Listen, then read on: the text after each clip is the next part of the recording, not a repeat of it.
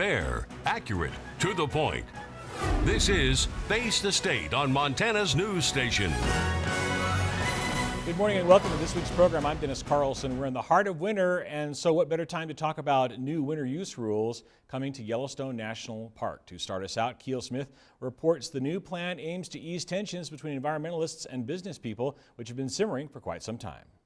I believe that this is the best plan that has ever been presented since this thing went back and forth, all the litigation has been happening. Clyde Seely owns 2 snowmobile operations in West Yellowstone. Right now, operators can take 20 snowmobiles into the park each day, which he says isn't enough during the busiest parts of the season. Too many times, people want to come during their holiday times, which is normal, but can't because we can't take them in. Under the new plan, operators will be able to choose the number of snowmobiles and snow coaches they take into the park each day. This will allow them to take in more people during peak periods by taking in fewer when business is slow. The new rule will give operators and the public more flexibility while providing incentives for using cleaner and quieter equipment, like this Arctic Cat. This is a plan that strikes a great balance between allowing winter access to the park and protecting all of the things that we love about Yellowstone. It's clean air, it's quiet spaces, and it's wildlife. It will reduce the number of disturbance events or to wildlife, which will to lower than ever previously authorized. But it also has direct and real benefits to park visitors. Having a set rule will also allow West Yellowstone to promote its second season, which officials say is vital to the local economy. Now there's going to be some consistency, and once you have consistency, you can actually market into that. Seely says the new plan will allow more people to enjoy Yellowstone, which is what his business is all about. You don't go into the park to go snowmobiling. You go into the park to see, enjoy, and appreciate the beauties of nature. In West Yellowstone, Keel Smith, MTN News. Now, community members gathered in Bozeman in late November to hear the latest on Yellowstone's winter use adaptive management program in what's expected to be a series of meetings across the region. Close to 40 community members came to hear what the park said about the future of winter use within the First National Park. Several were interested to hear just how the park's future plans on how to manage the demand for snowmobiles and snow coaches within the park, but also minimizing the environmental impacts at the same time. And the fact that this is going to offer us a chance to have input, not only from our business point of view, but also from the general public who we serve. And we get a lot of questions from those people. Why did they do this? Why did they do that? And I think it'll really help us get a better understanding of the process. We look forward to the implementation of the new winter use plan. I think it's a good one. I think it's fair. It's going to allow us some flexibility where the market can help guide us to the services that we offer. Time now to explore just what those rules are all about. This week's guests, they include Dan Wenk, Superintendent of Yellowstone National Park. Dan, thanks for being here. Also here, Clyde Seely of West Yellowstone. You've been a West Yellowstone business person for how long, Clyde? Well, I started as a laundry boy there at 19 years old. Okay, so for quite some time. And also Jon Catton is a conservationist who has worked with the Greater Yellowstone Coalition and other conservation groups for quite some time in the Greater Yellowstone region. Jon, thanks for being here this morning. And I wanted to point out that we're all here together and we're all talking. And we're all talking about the same thing and we have a plan. Superintendent Wenk, how important is that? It's critical. We've been struggling to find a plan that could take Yellowstone forward for winter use since the late 1990s, and after a lot of false starts, if you will, or starts that didn't work out, we now have a plan that I think does 3 things. It makes the park quieter and cleaner, less harassing to wildlife, and it also allows for more visitors to enjoy the park in the winter. Now, talk to me about the adaptive management concept. How does that work? What is that and how does it work? Well, adaptive management is, we have set some sideboards within the environmental document that we prepared for this winter use plan, that we've basically said within the preferred alternative or selected alternative, this is the conditions that are acceptable for winter use in Yellowstone National Park. We do know that there will be over time changes in technology. We did modeling to predict some futures in terms of air quality, in terms of sound impacts into the park. We'll be checking the air quality. We'll be checking the sound energy that's released in the park. We'll be looking at how wildlife reacts to the new way of doing business. And so we will use adaptive management, if you will, to tweak the alternative, or to tweak the plan to make sure that we stay within the bounds that we've said that were acceptable for winter use in Yellowstone. Now, with this new plan, I want to ask all three of you, how did you get to where you are today with adaptive management? I'll start with the superintendent. Well, I How'd think you get here? we got here because you know, I would compliment both these gentlemen and the different organizations that they represent and the different perspectives that they bring to the table. When I got to Yellowstone in the spring of 2011, we were working on a new plan, you know, at that time. What I recognized when we got here, along with my staff, is that we didn't quite have it right yet. And so by listening to the environmental community, listening to the access community and the business community, I think what we recognized is that we needed to, if you will, go back to the drawing board. So we rethought, you know, how we would approach winter use. And we approached winter use, instead of looking at absolute numbers of snowmobiles or snow coaches, we decided to look at it in terms of what's the impact of winter use on the Yellowstone National Park, the wildlife, the soundscapes, the landscapes, et cetera. I would actually say that I was a meeting in Bozeman when Jon Catton stood up and spoke, that an idea crossed my mind to look at it in terms of absolute numbers, to look at packaging. And we called them initially sound events, but they were more than sound events. They were transportation events. And that was the genesis of trying to really use science to tell us what were the acceptable uses in Yellowstone. Now, Jon, what's your perspective? I know you go a long way back in the greater Yellowstone ecosystem, and you know a lot of the information and a lot of the events. What's your perspective on how we got to where we are today with winter use in the park? Gosh, I think you have to begin a discussion about winter use in Yellowstone by taking stock of how far the park has come in 15 years. In terms of the experience that visitors can have going to Yellowstone in winter now, that they couldn't 15 years ago. 15 years ago, the air quality, as you know from having been there, it was not only unsightly sometimes and disturbing looking through the air at Yellowstone's wonders, but it was actually literally unhealthy. Carbon monoxide levels and even things like benzene and formaldehyde that were coming from vehicle exhaust were certifiably unhealthy. Today, it's not only magnificent to be looking through clear air, but the air that we're pulling into our lungs when we're recreating in the park is just worlds healthier. The park in many places is just phenomenally quieter than it was back when vehicle noise was you know, fairly omnipresent in some places. And then for wildlife, it was heartbreaking to a lot of visitors to Yellowstone 15 years ago to see animals, bison in particular, getting caught in the roadway when groups of vehicles were coming from both directions. And you know, the Park Service called it bison ping pong. For a whole bunch of reasons: reduced speed limits, the really good work of professional guides, and a significant reduction in the numbers of vehicles, and now the packaging of vehicles that Dan is talking about. That commonplace harassment of and stress for the wildlife has been dramatically reduced. So night and day, 15 years ago to now, and I assume we're going to talk a little bit about, you know, how that we need to sustain that going forward. But absolutely, certainly very, very good news for everybody in terms of how the park looks, feels, sounds, and what you can learn from it today. So what brought everybody together? What was the, where did you guys find the, when did you guys find the consensus that said adaptive management, hey, that's the way to go? Well, I think Dan and his staff just really deserve enormous credit for coming in. They inherited a huge body of information, obviously, from umpty-ump studies that had taken place over the last decade and a half.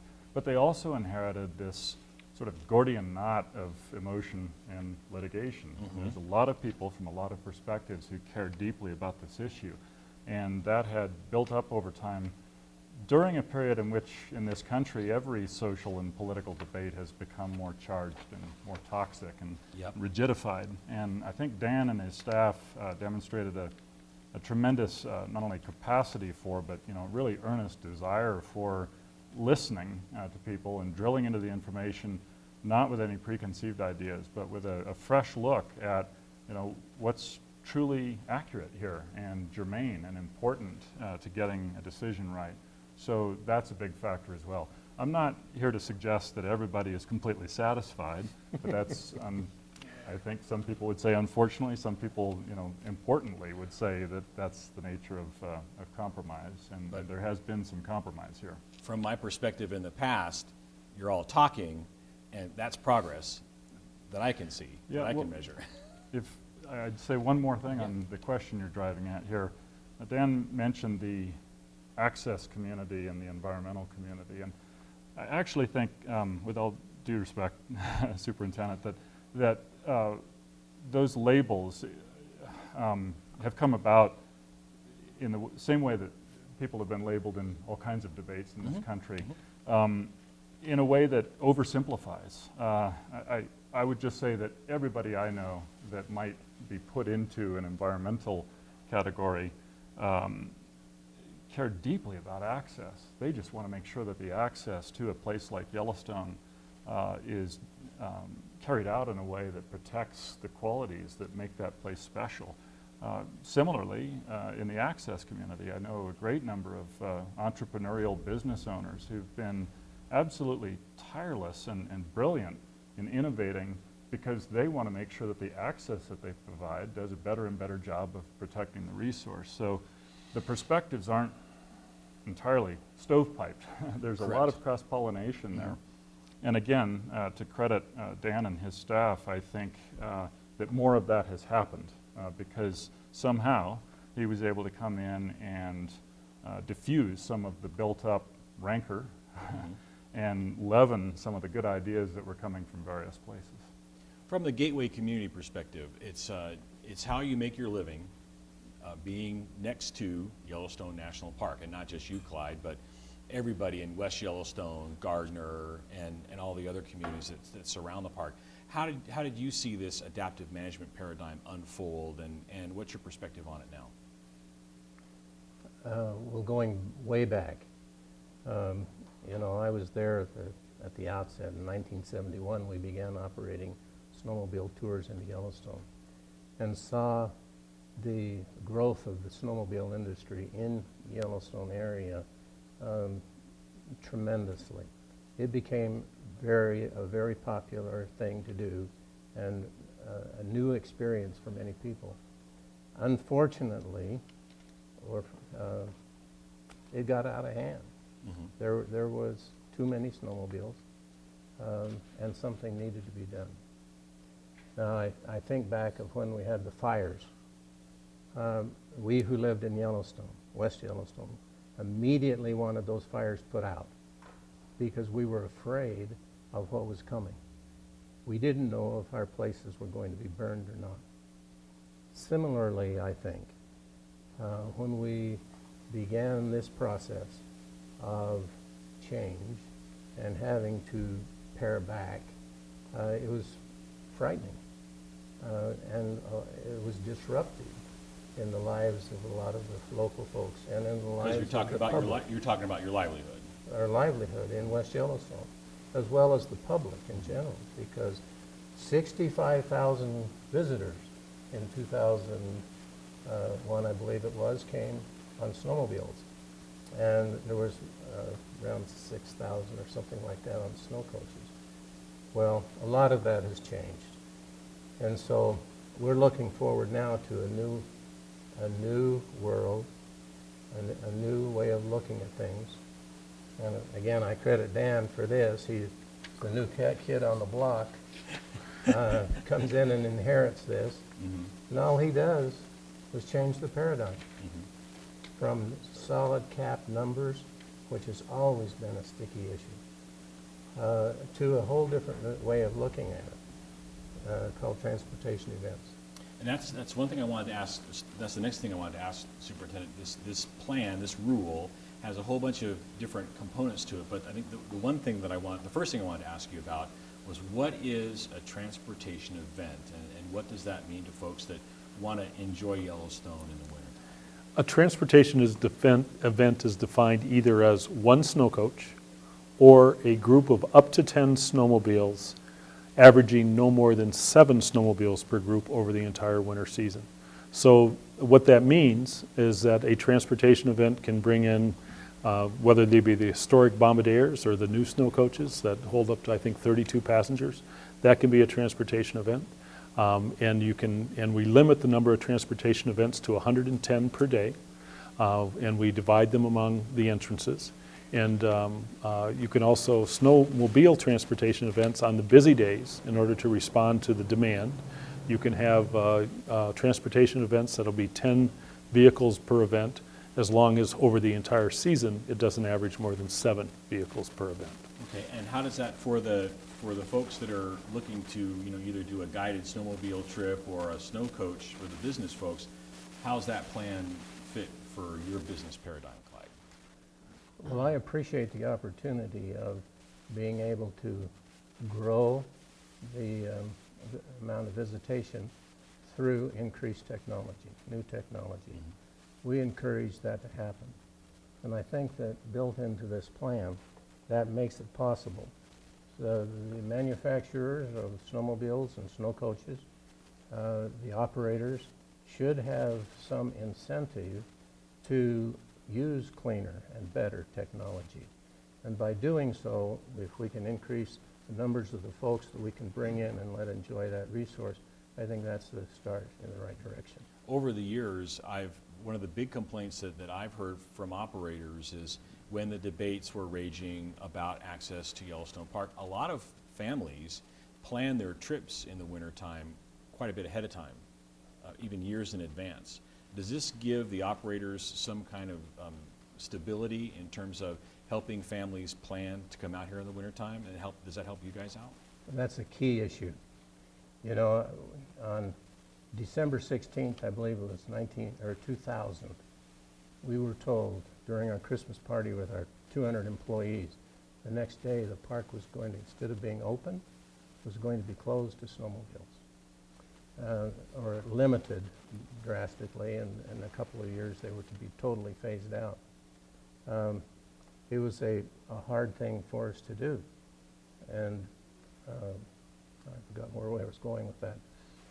Does this bring more predictability for your yes, customers so they can make plans in the future? Certainty, the uncertainty that we noticed that night has had a residual effect, because just like the government shut down in October, the residual effect of that will go on for some time. Mm-hmm. What we have now as a result of this new plan, and if we can go through the prospectus process and get the operators involved and back on track for a 10-year contract, that brings certainty back into the operators' lives, into the public lives, so they know that they can plan, they can make their plane reservations now for next year and know that they can get in there.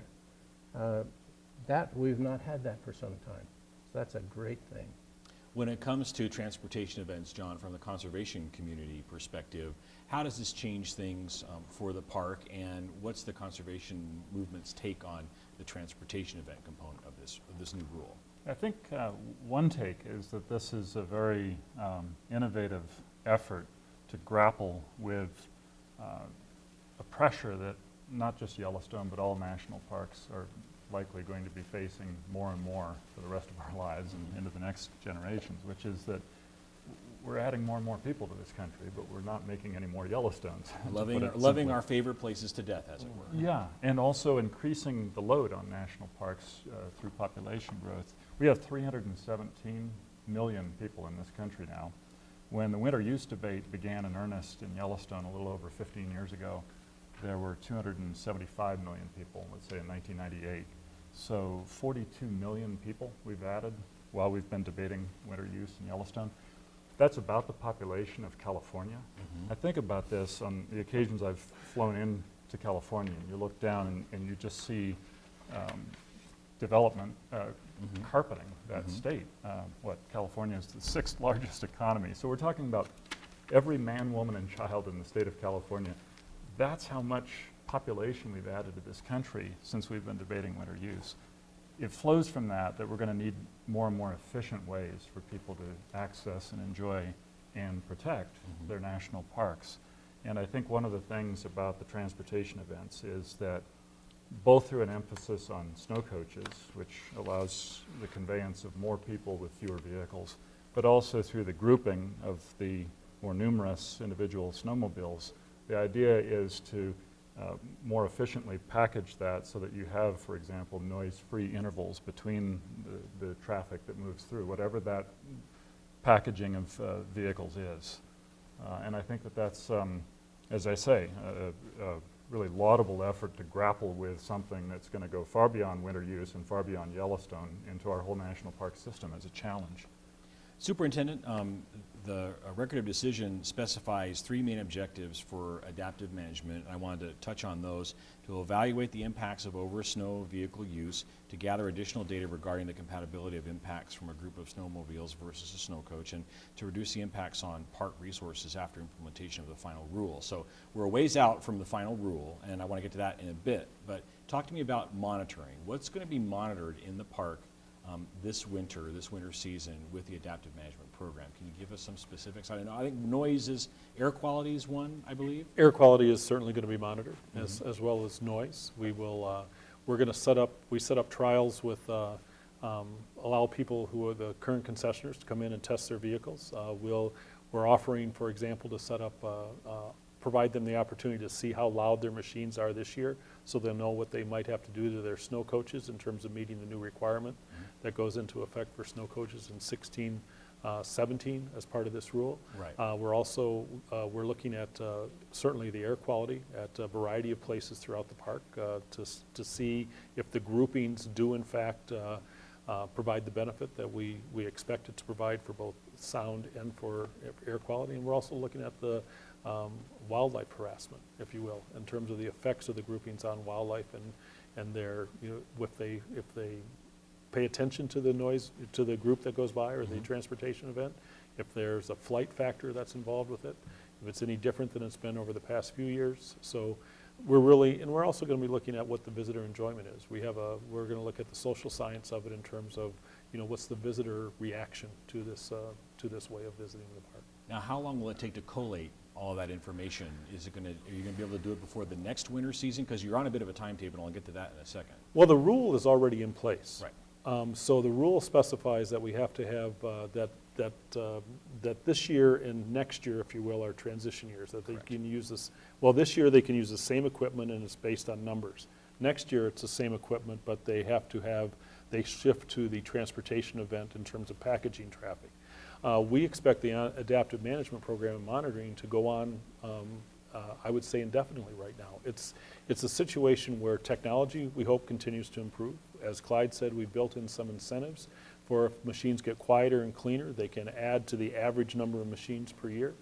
They can take as part of a transportation event for snow coaches. They can have 2 snow coaches as part of events. So all those things, I think, are going to need continuous monitoring to make sure we stay within the sideboards of what the impacts are to the resources of Yellowstone. I'm going to put John on the spot. Is the Park Service monitoring the right things for the right reasons, Well, in your opinion?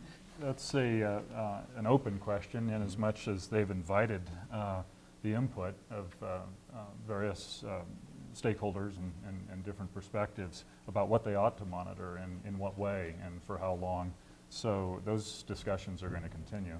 I would just say that I and many people I speak with who care very much about Yellowstone think it's terribly important, as Superintendent Wenk indicates they're going to continue to look at air quality and quiet and wildlife in particular.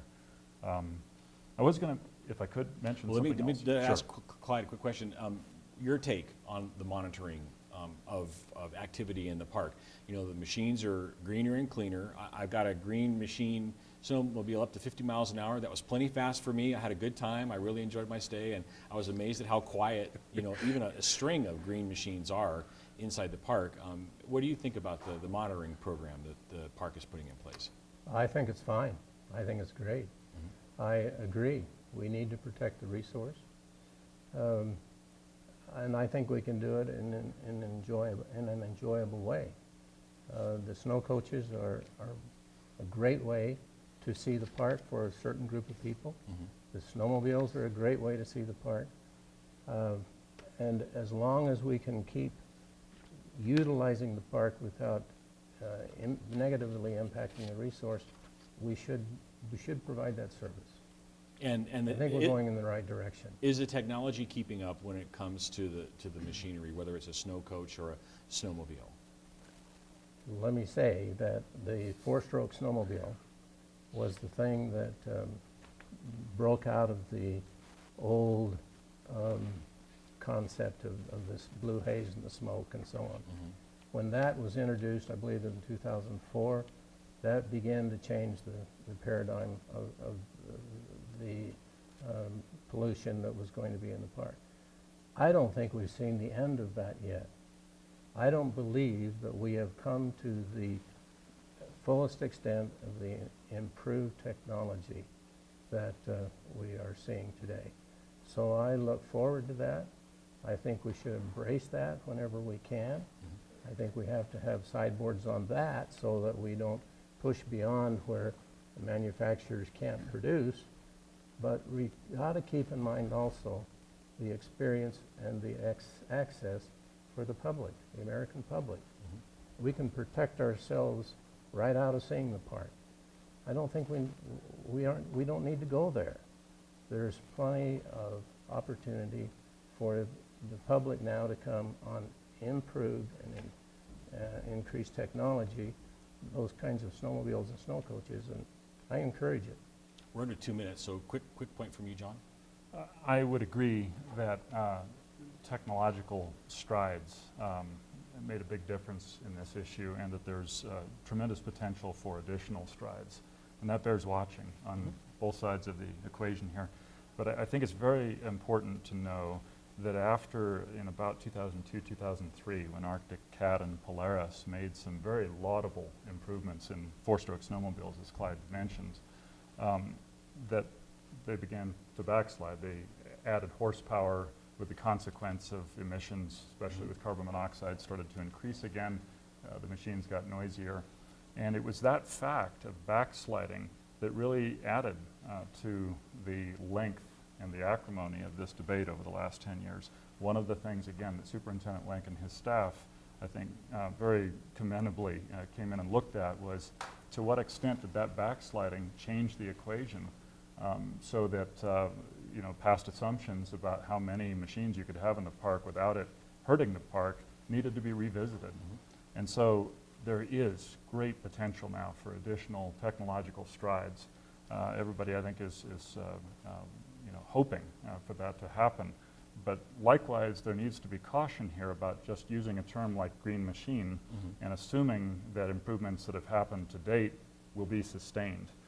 The history of this issue is that once the step had been made, then there was 2 steps back, and that set us all back here for the last decade. So it sounds like the Park Service will be monitoring that, the conservation community will be monitoring that, and the business community will be monitoring that, and so will the news community as well. Thank you all three for being here for Face the State. I really appreciate it. I think we probably could have talked for another half hour, but thanks for all your hard work, and hope to see you all soon in the park or around the park at some point. And thank you for watching Face the State. Appreciate you watching. If you'd like more information, go to nps.gov/YELL for more information on the winter use plan. Thanks for watching. Have a great day. Thanks for watching Face the State. This has been a presentation of Montana's news station. Fair, accurate, to the point.